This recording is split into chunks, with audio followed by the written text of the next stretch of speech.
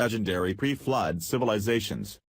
The legendary pre-flood civilizations like Atlantis, Thule, and Hyperborea were said to have been built on highly advanced science and technology, with a possible direct connection with what is happening now around the world. A developed civilization in some senses, antediluvian civilization had advantages we do not have today. For example, all mankind spoke a single language. Genesis 11:1. This must have facilitated our artistic and scientific accomplishments, which require the collective effort of many with varying abilities. Also, the long life of most people at that time meant that they could continue to develop what they had learned over the centuries. Some claim that human life was not so long there at that time and that in reality the years mentioned in the biblical account were months. Is that true? Well, consider Mahlul's case. The Bible says, Mahlul lived 65 years. And he became the father of Jared. All the days of Mahlul were 895 years, and he died. Genesis 5:15-17. If a year meant a month, Mahlul begat his son when he was only 5 years old. It's not the case. People of that time were closer to the perfect vitality of the first man. Sir Francis Bacon, a key leader in the Rosicrucians which later became known as the Illuminati, planned for America to become the new Atlantis and the center of the New World Order about 100 years before America became a nation. To better understand the occult connections between antediluvian civilizations, such as Atlantis or Thule, and modern times, it becomes necessary to review the accounts of those who supposedly established these civilizations. In the pre-flood world of Noah, it is written that there was interspecies breeding going on between the sons of God, or the B'nai Elohim and mortal human women.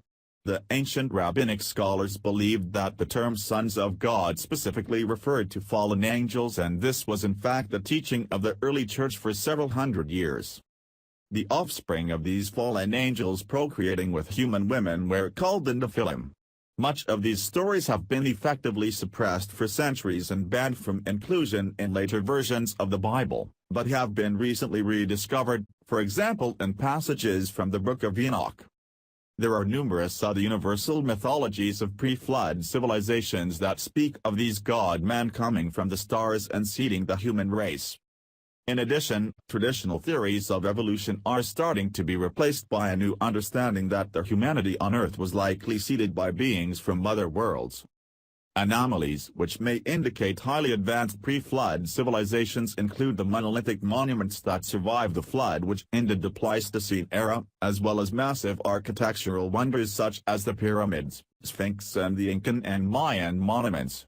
Many of these structures could only have been built with math and coordination belonging to a high civilization, and technology that is superior to that which was said to be available.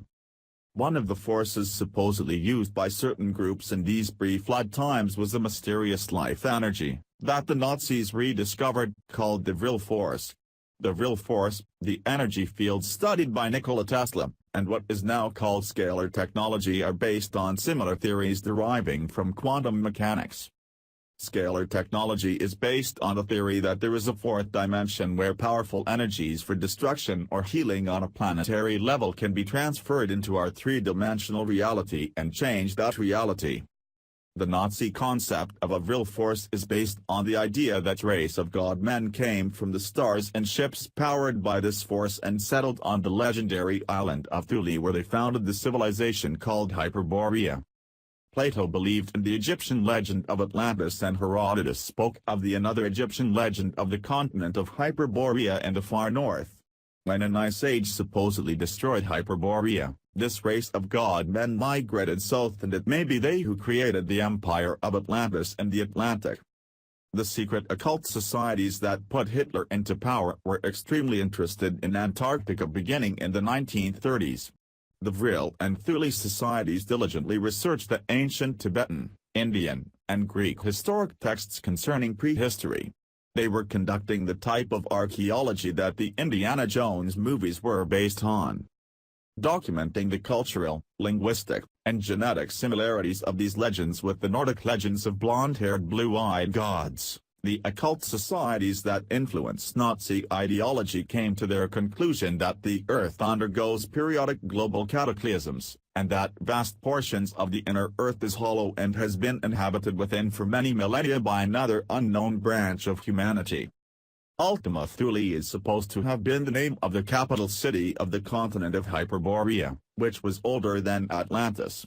According to occult teachings, the Hyperboreans were the most highly technologically and socially advanced society that existed in the pre-flood age. When the flood came, the Hyperboreans used the large tunnels which penetrate through the Earth's crust to permanently settle under the Himalayas.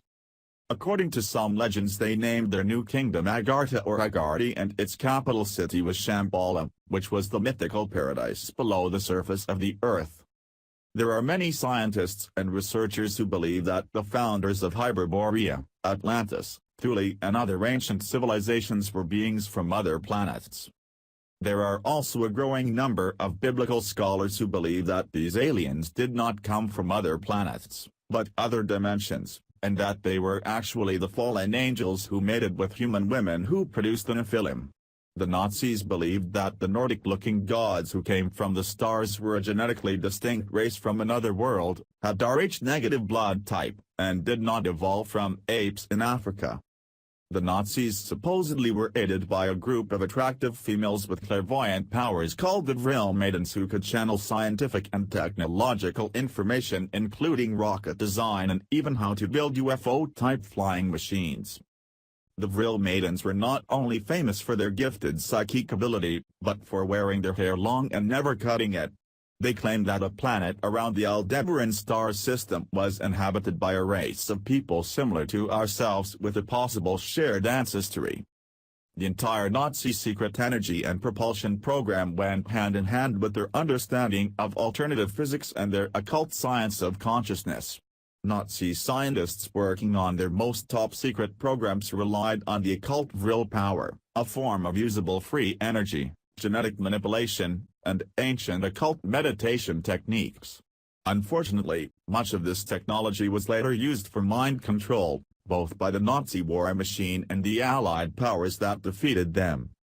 Wernher von Braun, the founder of America's NASA space program, was an elite Nazi scientist who had advanced technology on propulsion and rocketry. During Operation Paperclip, when America, in competition with Russia over Nazi scientists after World War II, smuggled in over 8,000 scientists.